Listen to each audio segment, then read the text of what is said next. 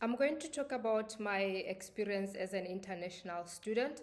I am currently doing my PhD at the University of Technology in Mauritius, but I'm originally from Botswana. So I'm going to share with you my experience as an international student here.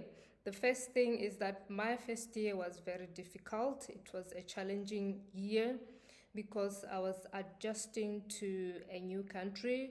And then, in addition to that, I was also getting into my research studies. So it was really hard. It was a difficult year, especially the first few months. Mauritius and Botswana are two different countries, different culture, different people, different food. Everything is different, and Mauritius is an island. Botswana is a country. So there was that huge difference between the two countries, and adjusting was quite difficult. It was really hard to adjust. What I can tell you is that it's very difficult to adjust to a new country. It can take months or even a year. In my case, it took almost a year. The first year was very, very difficult. It was very hard. And if you are currently in this position, I just hope you can get the support that you need. I have a community here on YouTube. You can visit the community, and hopefully you can connect with other students. And I also have a tracker if you are doing your research studies and you need a tool to document your progress, to document your research studies. I have a free tool that I created that I use myself to document my research work, and that really helped to keep a track record of what I'm doing. You can also check it in the link in the description. The second thing is loneliness. I experienced loneliness. I dealt with loneliness. It was very lonely.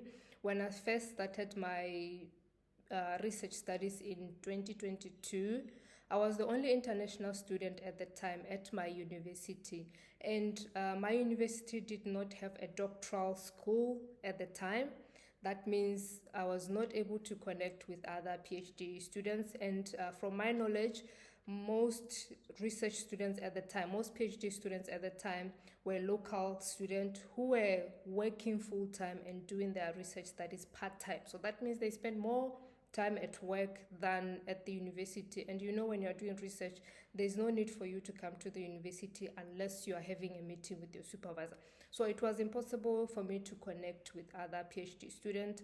I was mostly alone. I spent a lot of time alone, and also there were no classes when I started my PhD program. There were no classes. I understand nowadays there are some research modules that MPhil or PhD students take. I did not take any of those modules because there were no such modules. So that meant I did not have classmates. I did not interact with other students. So a lot of the time I was alone. I was doing my studies alone. I was also living alone in an apartment. So it was a lonely journey. I don't want to lie. I want to be honest and say it was very, very lonely. It's important to be part of a community when you are doing research, because research is isolating. So you need to be part of a community. I hope in your case you will not experience loneliness. Try to find a community that you can belong to. If you don't find a community, I do have a community here on YouTube. You can join our community and we can go through this journey together. And then the third thing is that there is pressure, especially when you are under a scholarship. There's a lot of expectations that are coming from the sponsor. Like every month, I have to submit a progress report on what I have accomplished for that particular month. And that can put too much pressure because your progress is being monitored. You are under pressure to perform well. You are under pressure to make progress every month, because if you don't make progress, you will have problems with the sponsor. So that put so much pressure, not to scare you. You are able to make progress if you take your studies seriously, if you dedicate some time to doing your research studies.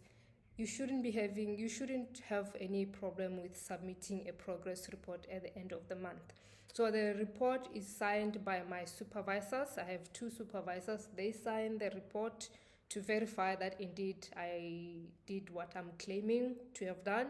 And then after they sign, the report is signed by the doctoral school. And then after the doctoral school, the report is sent to the ministry. So there is a lot of pressure to perform well when you're an international student who is on a scholarship, because you know that your permit is on the line. If you are not going to perform well, there is a chance that you can be sent back home. So that is where the pressure is coming from. But don't be scared.